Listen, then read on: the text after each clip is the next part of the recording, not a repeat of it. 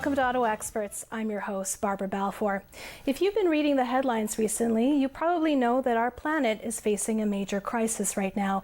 From contamination by plastics of our oceans to the climate change crisis to 1 in every 2 Canadians will be diagnosed with cancer throughout the course of their lifetime. A new policy paper from an Australian think tank claims the risks of climate change are actually much, much worse than we ever could have imagined, and that society could possibly collapse as soon as 2050 if we don't take serious measures in the next 10 years. So how do we move from being simply consumers of resources to caretakers and stewards of the land that we live on, of the animals that we live with, and the plants that we grow and eat? How can food be a gateway to better health of our bodies, our minds, and our planet? Well, tonight we've got a fantastic panel of guests that are doing just that and will also be teaching you the same. First, I'm so pleased to welcome our first guest, Daniela Croco. Daniela is a holistic chef who focuses on real, whole food as medicine. She supports healing and lifestyle needs through food, recognizes there's no such thing as one size fits all, and creates menus and meals to fit all diets. Daniela was voted Ottawa's favorite chef by Faces magazine in 2019, and she's expanding her in-home service business by opening Ottawa's first gluten-free and dairy-free cafe and shop. Welcome to the show, Daniela. Thank you for having me, Barbara. Next, I'm so pleased to welcome Amber Westfall. She is a folk herbalist and owner of the Wild Garden. Her passion is sharing the wisdom of plants with others through herb walks, workshops, and children's programs. Amber is also an instructor for the Herbal Certificate program at the International Academy Health Education Center. She also offers handcrafted herbal products through a monthly herbal box subscription program that sells out like hotcakes every month. I know because I have yet to get my hands on one. Thank you so much for joining us, Amber. Thank you. Later on in the show, we will be joined by Dasha Smolentseva. She is the co-founder of Artisan Kombucha, which has the largest selection of on-tap kombucha in Eastern Ontario. You'll also get to meet Jennifer Emmons, who is a human rights lawyer with a passion for sustainable farming, and she's also the board chair of Just Food, which is a really neat, interesting local organization doing incredible things. So make sure you stick around for that. And as always, we're delighted to hear from you. Please call us at 613-728-1001 and join the conversation. Ask questions from our guests. We're always excited to chat with you. So I wanted to start the show with a question about this thing I've been hearing, the whole foods revolution. What's going on? How are people going back to basics? I know, Danielle, you have a lot to say on this topic. Yeah, I've noticed a lot in the recent past that there is so much more going back to eating traditionally, how our grandmothers did, and getting back to whole foods. We became this packaged society over the last 50 years. Kraft dinner, yes, mac and cheese. Yeah. And, pizza boxes and things like that. And we didn't really know what was in the food. It was all about convenience. And I see this wonderful shift happening slowly, but it's happening of even some of these packaged foods and things shifting to be more whole foods based and getting back to eating real things that come from the ground. And is that mostly motivated by health concerns, environment concerns, or a little bit of both? I think it's a little bit of both, and I think perhaps the newer generations are becoming a little bit more aware of the issues that we're facing on the planet, and so therefore not only are they concerned about health, but we're finding a little bit more concern about our community and environment as well. Amber, there's something so magical about the phrase folk herbalist. How does one become a folk herbalist? How did you get into this line of work? Well, the plants kind of found me. I found the plants. I'm not sure how it all started. It was a little bit gradual over time. But I was becoming more interested in the environment, in reducing my footprint, eating more locally, and looking for ways that I could extend or expand my local diet. Going back even 10 years ago, there weren't as many options for local food as there are now, and trying to source food locally in the wintertime certainly was really challenging.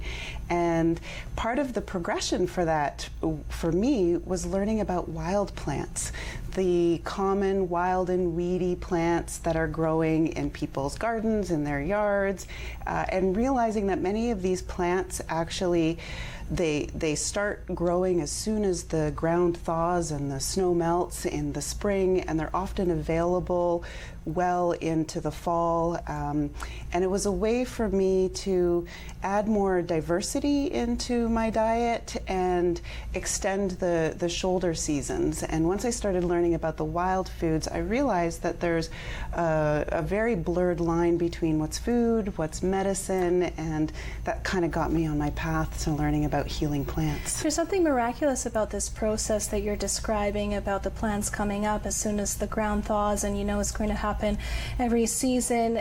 How did you sort of get in touch with that side of yourself that we all disconnect from when we go to the supermarket and we buy everything sort of ready-made, already cleaned and packaged? It happened really naturally, and it was led in a way by the plants. There's a short season when a lot of things are available and in their prime for gathering. You really have to pay attention to the landscape, the environment, the habitat, the larger ecosystem, and really be aware of and observe the natural cycles, the seasonal rhythms. And if you're not kind of paying attention, then you'll often miss the season for say, stinging nettle, which you want to gather before the plant flowers. And so it just really encouraged me to be more mindful of the environment, the natural seasonal cycles. Is there anyone in your family who's also a herbalist or a forager? Well, as it turns out, I have these wonderful conversations with my grandmother who, when I tell her all of the things that I'm learning and that I'm experiencing and that I'm doing, it reminds her of a lot of her childhood experiences and the things that her and her family did growing up. And so after the war, a lot of that was lost, and so that tradition didn't get directly passed on to me. This is in Ontario? Mm-hmm, yeah.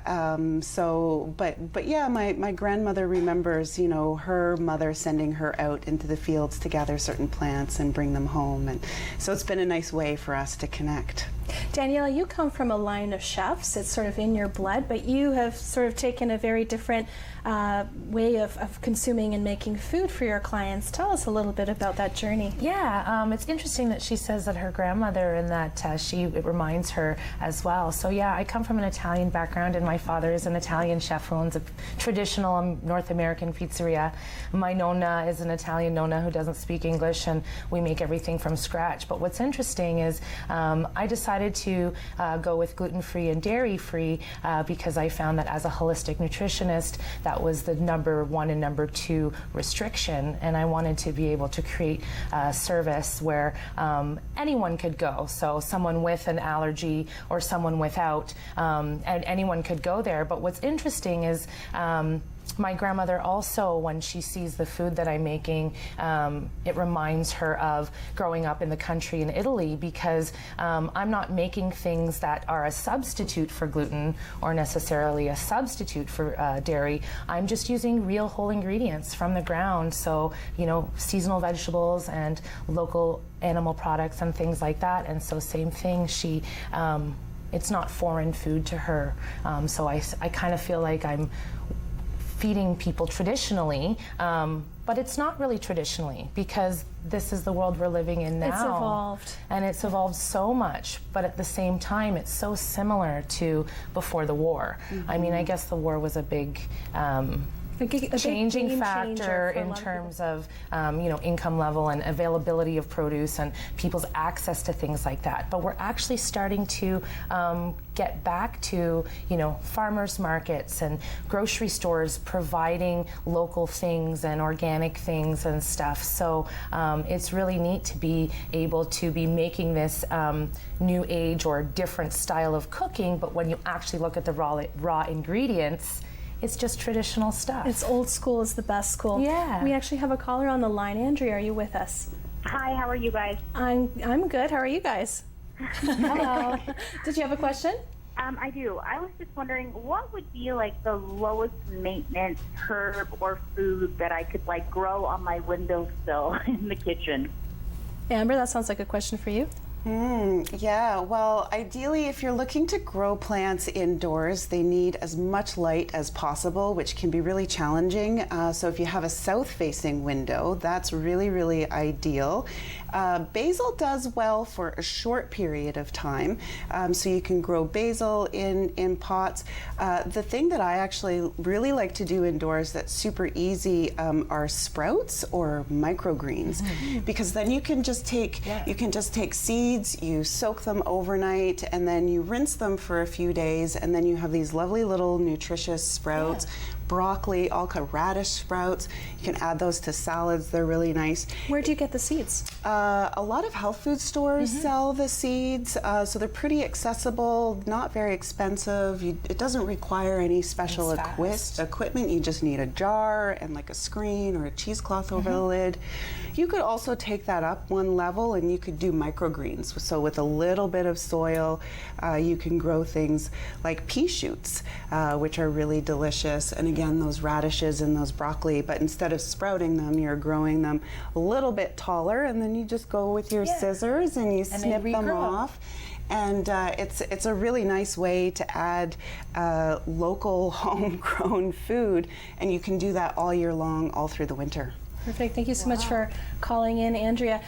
You brought us some props, Danielle. Let's go over what you've brought us today. Sure. Some of the things that you make for your clients. Yeah, definitely. So everything I do is customized to each person. So whether you happen to be celiac or dairy-free or following a paleo lifestyle or what have you. But a lot of what I do is just fresh, whole stuff. So this is a salad bowl that I serve. I do a different version all the time, but this one happens to have arugula, wild-caught salmon, wild blueberries, asparagus, and a lot of local things. Of course, the lemon is not local. Yes. At my new shop that will be opening this summer, I'm also going to be offering a dairy-free milk bar. So I have a really neat machine that will make dairy-free milk to order. So this here is a liter of almond milk with dates in it to add a little bit of sweetness. Fantastic, yeah. And the thing about this, what's great is there's no additives, there's no fillers, there's no emulsifiers. There's no carrageenan in. No, exactly. Yeah. And what's in the green bottle? And then this is one of my cold pressed juices. A lot of the clients that I work with might be healing from something, like let's say cancer, or perhaps they're trying to clean themselves out. So we're going to be offering a cold pressed juice bar. Wonderful. And we're just about to go to break, but when we come back, I want to hear more about some of your favorite herbs and some of the things that you'll be offering at the shop. So don't go away. We'll be right back after the break with lots more.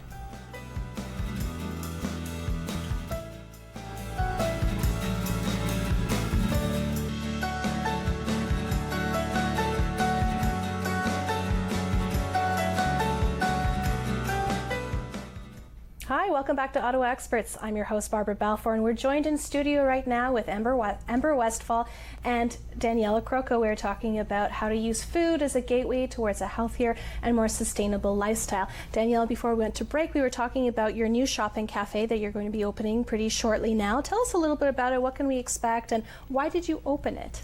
I decided to open a shop like this so that we could be inclusive, and anyone who has any sort of need or restriction, or perhaps was newly diagnosed with something like diabetes or celiac or something, they would have a place to come and get food. And right now there's so many people who have special restrictive diets. Yes, yes, and it's a big need that's happening right now because people are finding new allergies and things like that. So we're going to be focusing on specifying the food to each client. So I have a weekly meal service that people can order from, but now they'll be able to come into the shop and have custom-made meals to them and things like that. Will they be able to have something right there and then? Yes. Like, will you cook to order? Yes, we will cook to order, and we also will have the weekly meal service as well, and then we're also going to be having a cafe, so you can come and grab a cappuccino with some dairy-free milk and things like that.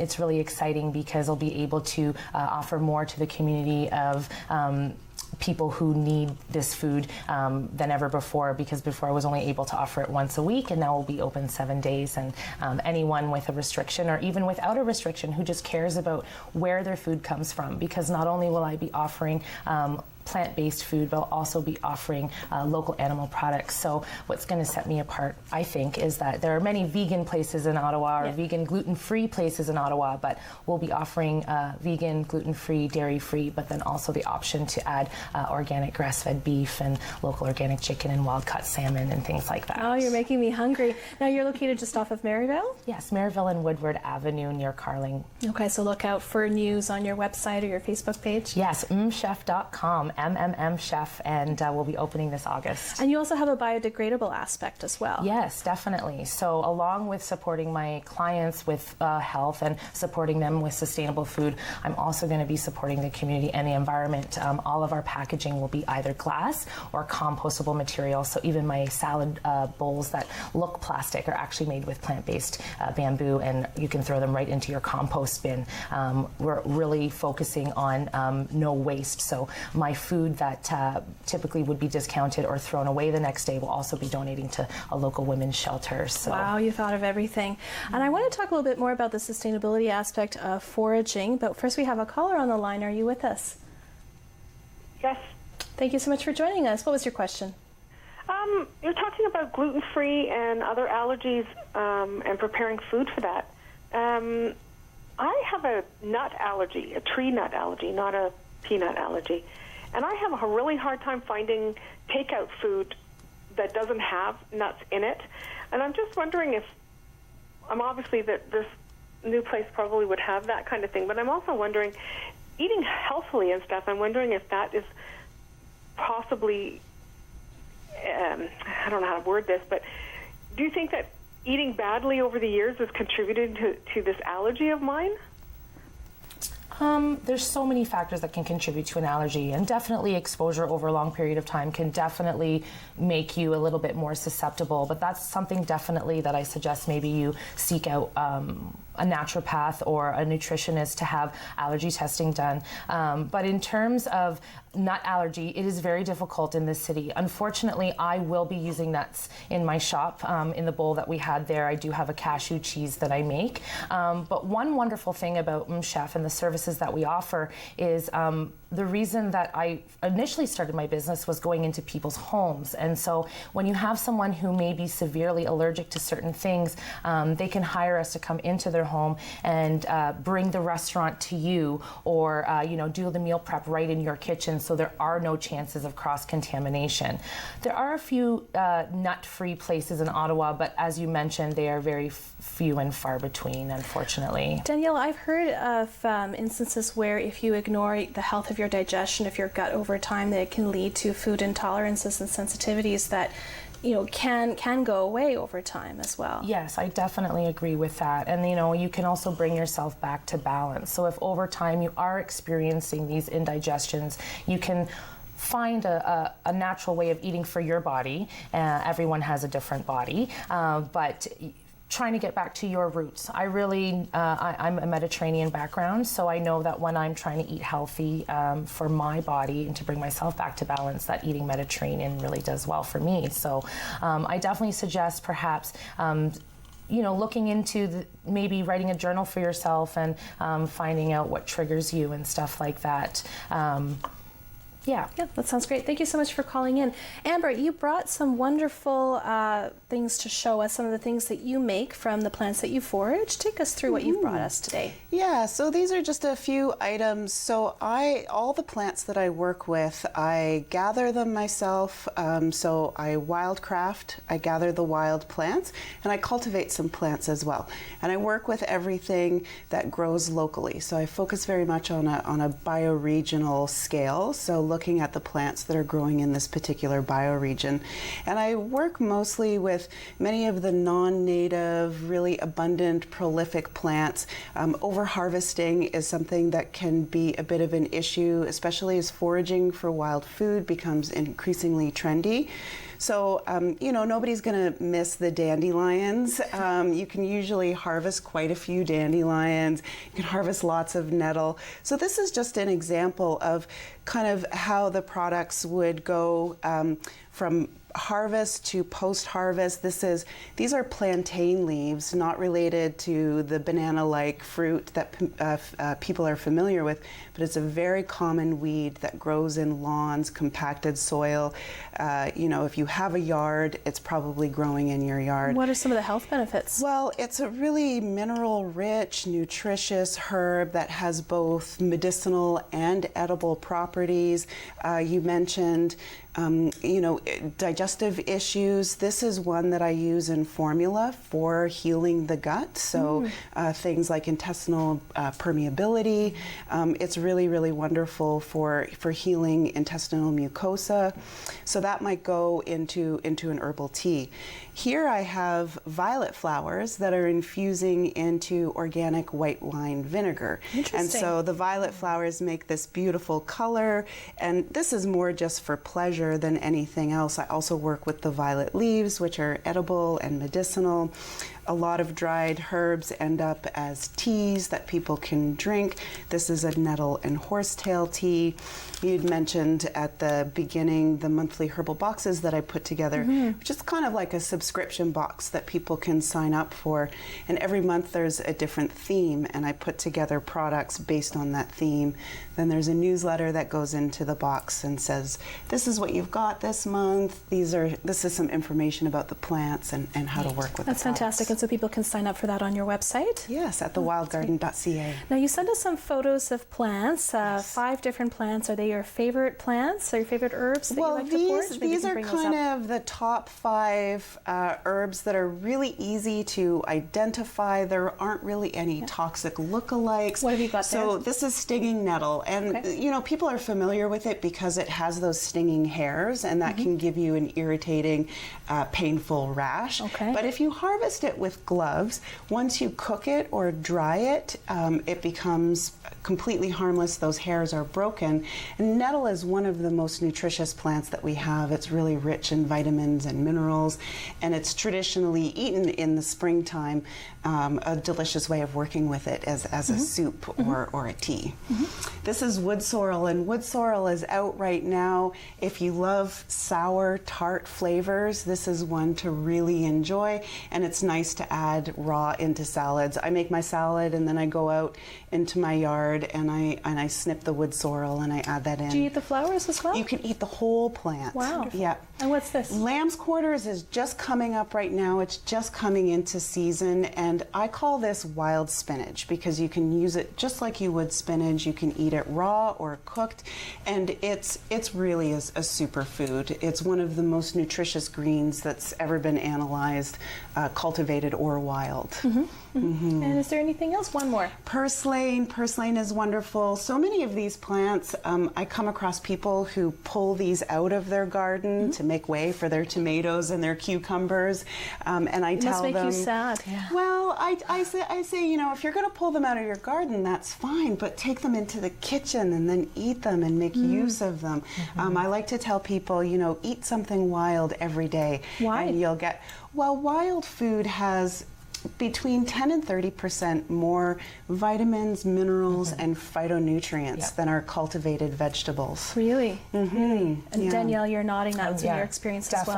Definitely, because also, where it's picked. You have a tomato that sits in a truck that's come 3,000 kilometers. It doesn't have nutrition. So even though it might be labeled organic or something like that, I'll still always pick a local tomato just for the nutrition content. Where do people go to forage? Like, can I just go out tomorrow and pick out some dandelions from somebody's lawn and make some tea? Or Well, I tell people the best place to start is in your own yard because there are considerations to keep in mind. It's illegal to harvest on NCC property, so anything owned by the National Capital Commission in the city. It's illegal to harvest in provincial parks. You can get some pretty hefty fines for removing things like fiddleheads and wild leeks. obviously private property without permission. And then there's contamination issues. You want to make sure that the plants that you're harvesting are coming out of soil that is free of any kind of contamination or pollution. Especially with the flooding. Yeah, that's right. So starting in your own backyard is a really good place. You also lead people on herbal walks. You have a small farm as well? I live on the Just Food farm, which I think we'll talk about later on in the next session. Yeah, and so it's a lovely 150-acre property, and I take people on plant walks, and we go around and we look at some of the plants, and I talk about identifying them, how to do that accurately so that you're not confusing them with potentially toxic lookalikes, when to harvest them, and what to do with them. Do you deal with mushrooms as well? I'm just starting to learn about mushrooms. I've got about a dozen or so mushroom species confidently under my belt, and I really enjoy a lot of wild mushrooms. Perfect. Well, we're almost at the end of our time together. Danielle, do you have any thoughts about your relationship with food and sort of the magic or spiritual element of it that it plays in your life? Definitely. I mean, I grew up in an Italian family, so of course food is all about family and fun and love, but the same goes with eating and things like that. We had a caller call in about gut issues and things like that, and I find that when you sit with yourself with your meal and you give yourself time to think about the food that you're about to eat, and you let yourself salivate and get hungry and all of those things, that you can actually assimilate your nutrients better. So it's magic. I love that. Thank you so much, ladies, for joining us. We're at the end of our time together. We're so lucky to benefit from your wisdom. Don't go away. When we come back after the break, we'll be back with Dasha Smolentseva and Jennifer from justfood.ca. We'll be right back.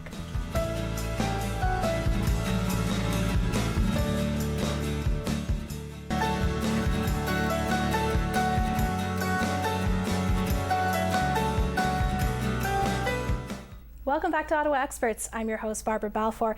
On tonight's show, we're talking about using food as a gateway to a healthier and more sustainable lifestyle. We're joined in studio by two new guests who I'm so pleased to introduce to you tonight. First, Jennifer Emmons, who is the board chair for Just Food. That's a not-for-profit organization dedicated to strengthening food and farming in the Ottawa region.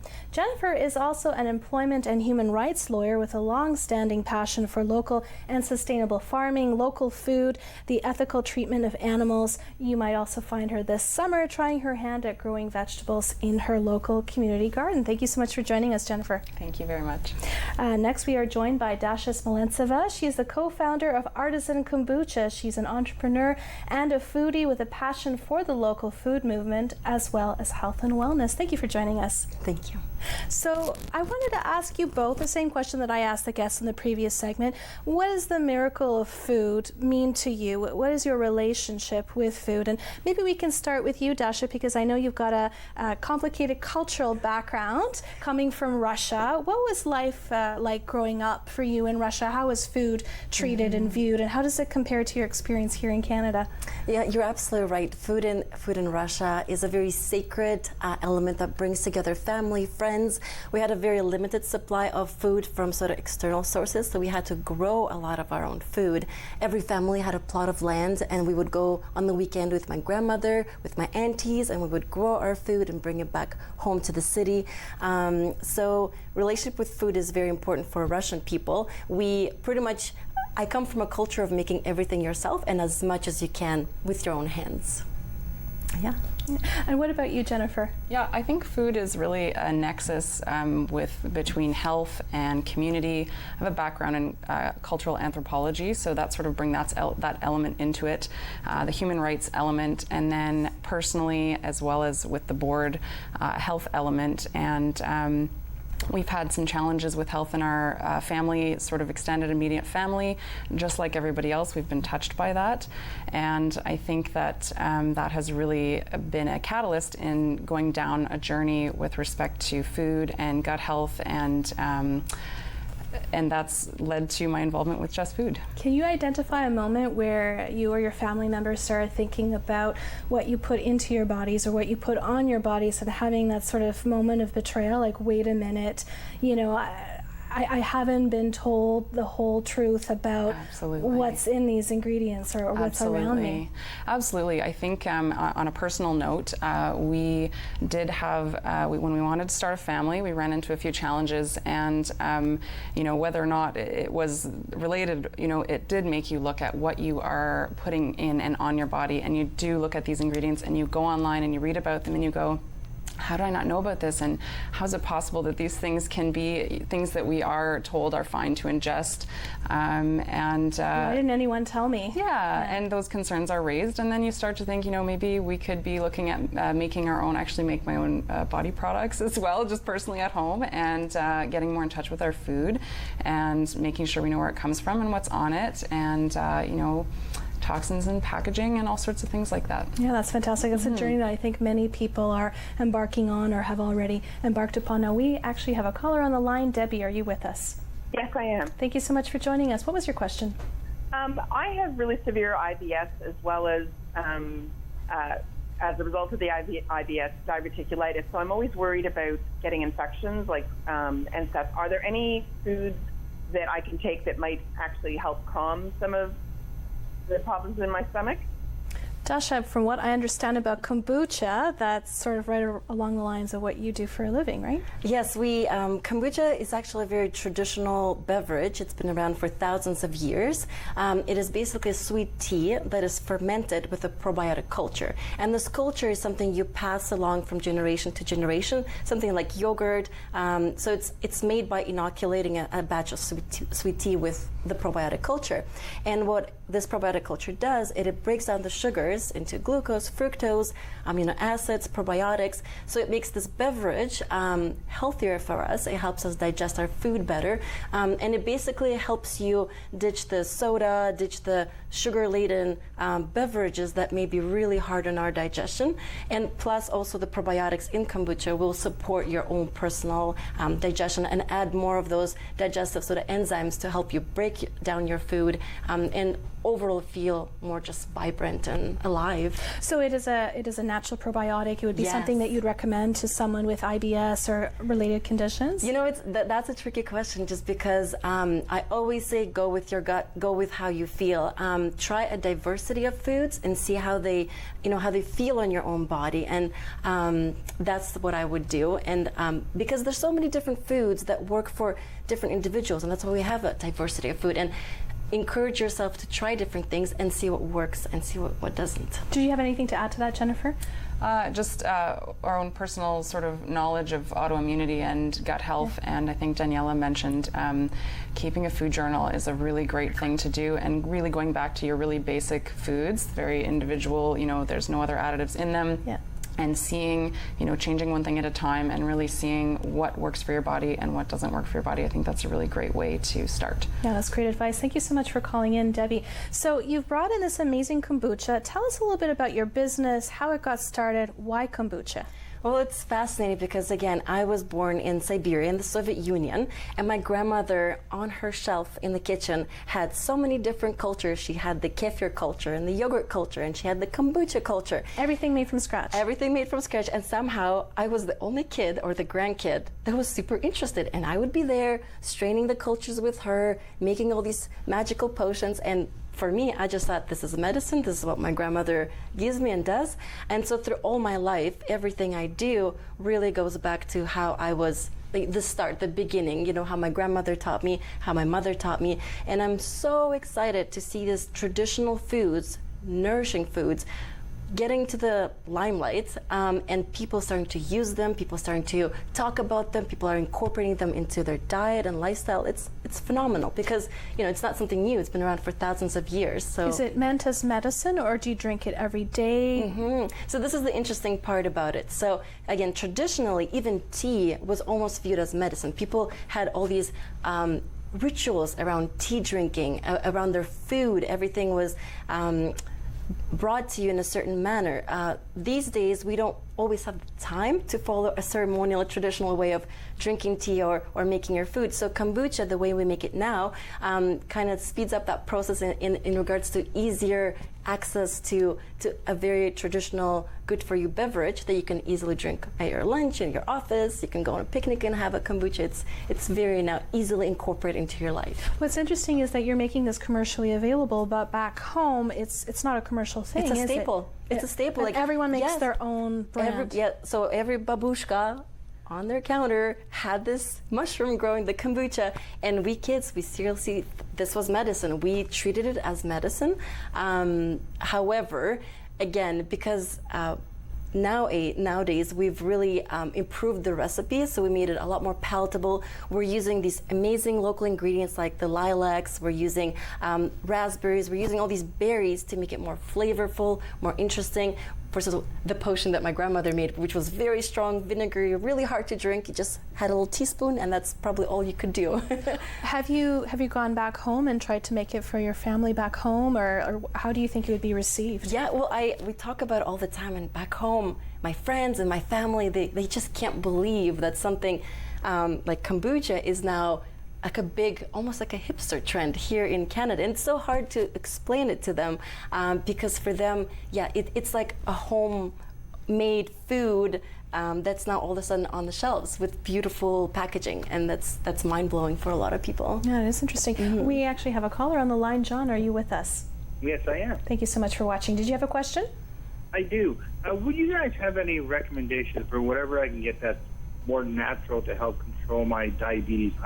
I've reduced my sugar, but I'm also looking to something that could maybe help me get off of my medication.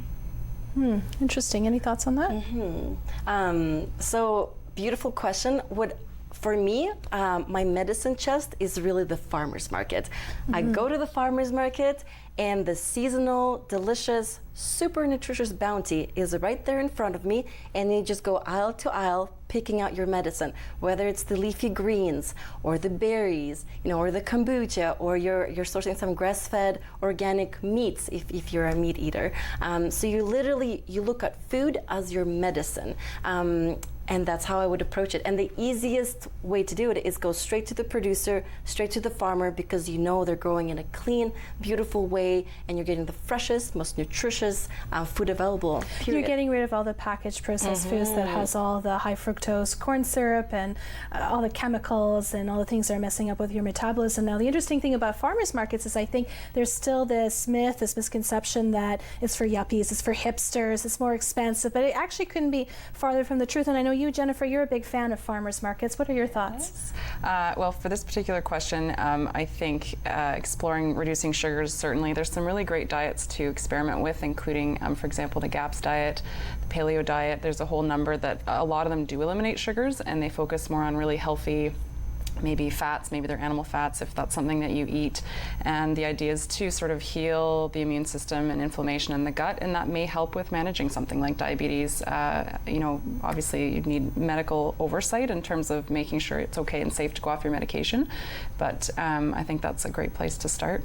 Yeah, great advice. Thank you so much for calling in, John. Okay, so tell us, Dasha, about your kombucha. Tell us about the process that you go through making it. I know you've brought some for us to try, So basically, it's as simple as making the base, almost like if you're making yogurt.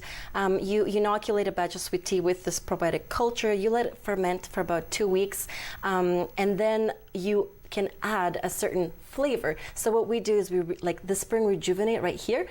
We added dandelion root, high mountain oolong tea, sage, mint, so all the local herbs. Are you foraging those herbs yourself? We are, okay. And also I'm working with a lot of other foragers and even organic farms. So Wild Oak Homestead in Almonds, they provide us with a lot of herbs. Then the lilac kombucha, this is the lilac blossoms, the beautiful purple flowers. Yeah, they smell so beautiful. They smell so beautiful, and we went harvesting them ourselves, and my kids were picking every little flower and putting in a little basket, and then we went back to the brewery and we took those beautiful flowers and infused them in kombucha, let it stand overnight, strain it, and then it creates this beautiful botanical floral aroma to it. And then same with raspberry hibiscus. Again, we take the organic raspberries, the hibiscus, and just infuse it, let the flavor sort of infuse in the kombucha. So you're not getting any extra sugar, you're just getting the flavor and all just the benefits of the real, whole organic berries, flowers, roots. It's like a drinkable dessert. Would you like to try some? Yeah. We're almost out of time for this segment, but when we come back, I want to hear more about kombucha, and I also want to hear more about what Just Food does. It's an excellent organization, a lot of great projects in the community. So when we come back after the break, we have lots more for you to learn about. Don't go away.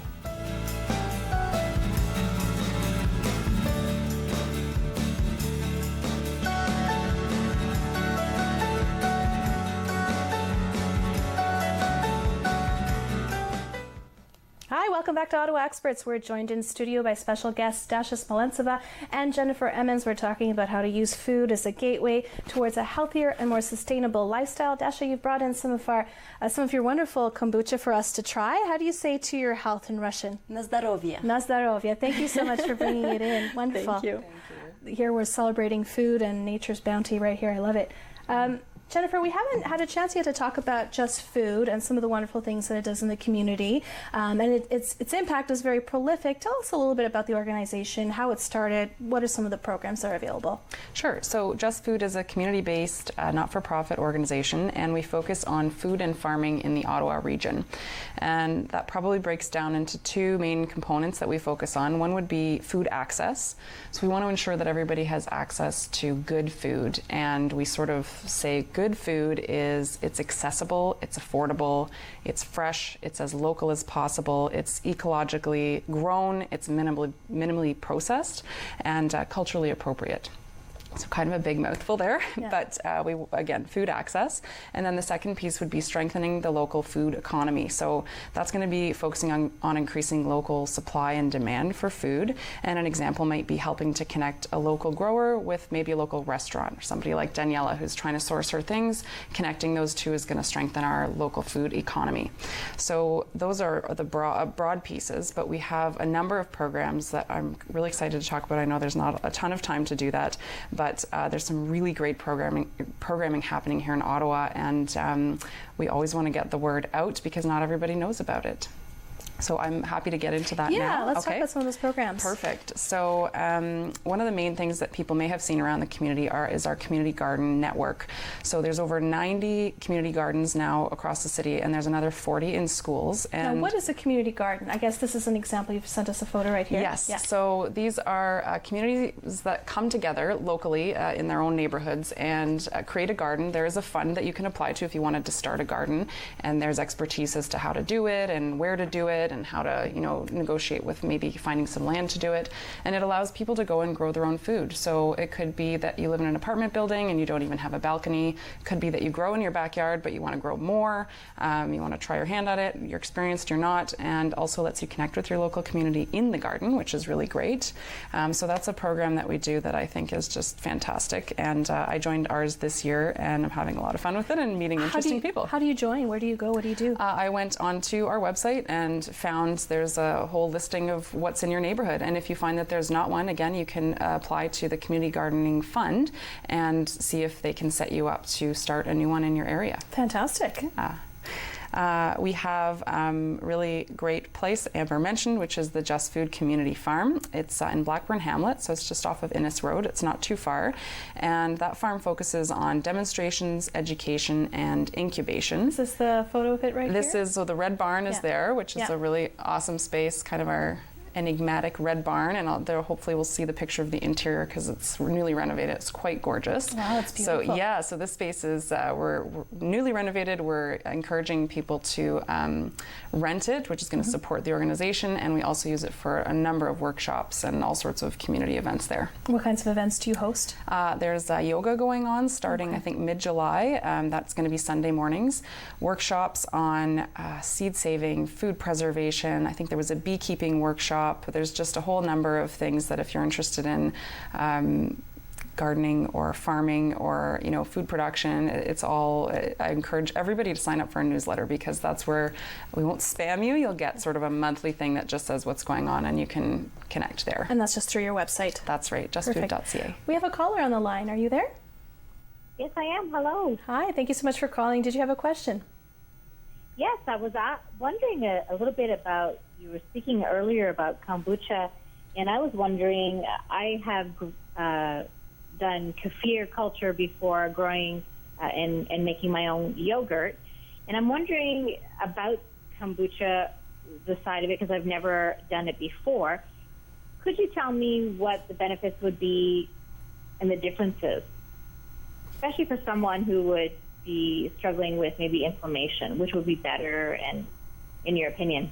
Yeah, what are your thoughts, Dasha?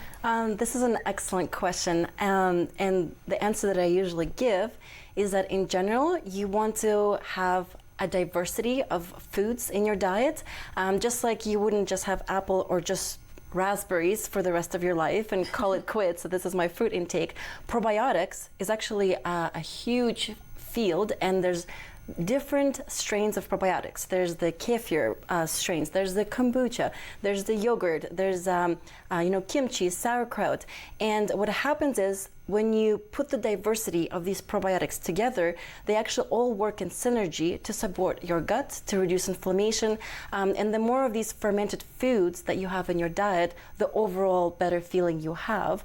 So kombucha is one of those vegan probiotics that are very easy to drink sort of on a daily basis. They require less maybe maintenance than a kefir beverage would, and it's so fancy to bring a nice beautiful bottle like this, let's say, to a dinner with friends and share it with everybody. It's a very unique housewarming gift. Yes. And by the way, I had a sip while Jennifer was talking. It's delicious. Yes. Yeah. So doesn't taste like medicine at all. Exactly. You can even, some people even, the new trend is kombucha cocktails. You can add a little bit of gin or a little bit of wine, make it kind of spice up your life. So kombucha is that festive beverage that you can really share with people, and that's the beauty of it. But I do encourage diversity of fermented foods in your diet. Thank you so much for calling in. Now, you mentioned that your grandmother had all these cultures, and you said that they were passed on from generation to generation. So was there a unique Smolentseva kombucha, like just for the family?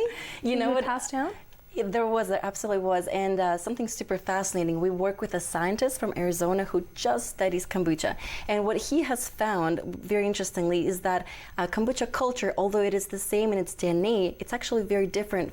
Russia to Canada to Brazil, it will adapt to the environment, even the environment of your kitchen. So the kombucha that I make is a little bit different from the kombucha my grandmother made, and that's why, again, the beauty of fermented foods. If you've ever heard of a San Francisco sourdough culture or the New York famous sourdough culture, yes, every place will create its environment for the beneficial probiotics that are good for us and that humans cultivate for our use. Now, you offer kombucha on tap, and that's a really unique offering. Tell me a little bit about that. Where can we get some, and how does that fit into the zero waste movement that I know you're a big fan of? Huge fan of the zero waste movement. I think we've all heard the statistics that only 9% of recycled material actually gets recycled in Canada.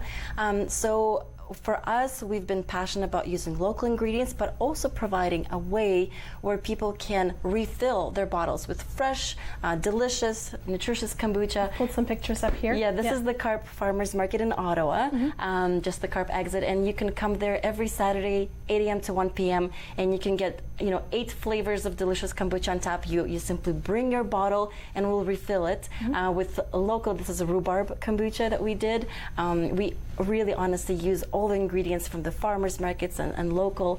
And just to throw out there, I actually calculated from January to today, we've helped save over 3,000 bottles from the landfill, and that's people coming with their bottles to refill kombucha. So 3,000 bottles saved from landfill. That's a very big number, and that's just a drop in the ocean.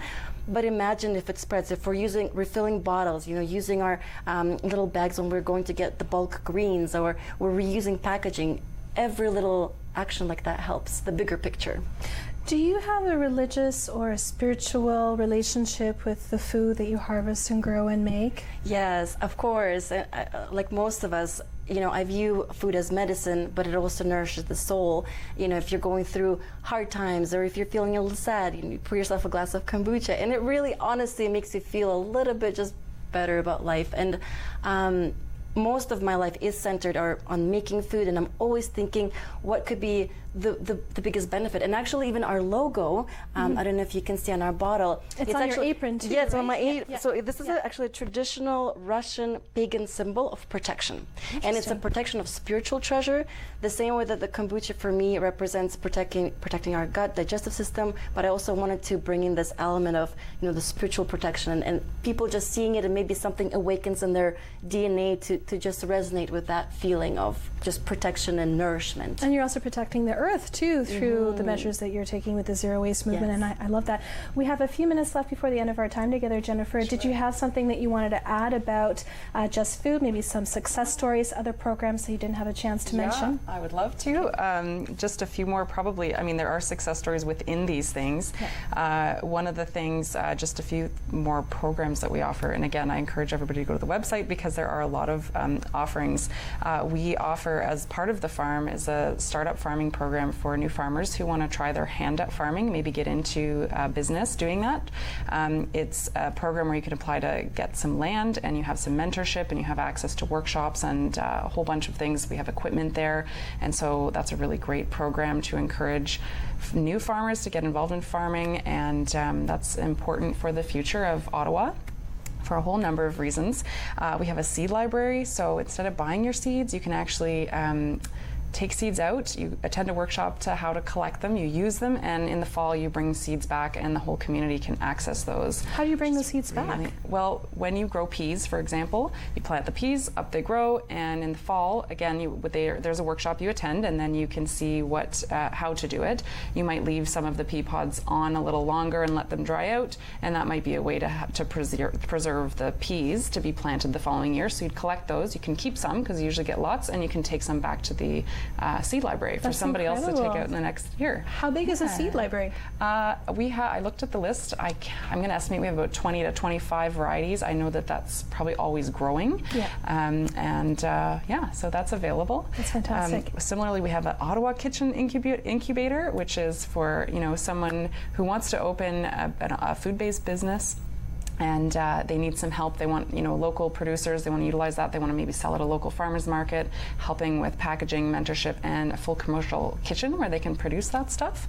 And we also, I'll just be the last thing I mentioned, our Savor Ottawa, savorottawa.ca, and we have a buy local food guide. So it's actually an interactive map, and you can see on there where to buy, where farmers markets are. If you're looking for organic meats, you can click on that, and that's going to show up farms that you can actually go to, and that's all on there. So I really encourage people to do that. And we sort of say, if there's one thing you do this summer, please spend $10 more on local produce. Go to your farmer's market and go to your local suppliers and just spend that extra $10, and that's just going to help everything grow. Wonderful advice. And we just have a few more seconds left, Dasha. Where can we find you? Where can we find your kombucha? Come visit us in Perth, Ontario. It's a beautiful heritage little town, and we have 8 flavors on tap. We're the largest on tap refill station in Eastern Ontario. But I also would like to mention Urban Spice on Bank Street. They've been wonderful to us. They have a beautiful selection of on tap kombucha as well, and some other places you can find on our website. Wonderful. And your website again, Jennifer? Justfood.ca. Thank you so much, ladies, for coming in and sharing your wisdom and insight with us. It's been a real pleasure. Thank you so much for joining us. We'll see you back in the studio again next week. Have a great evening.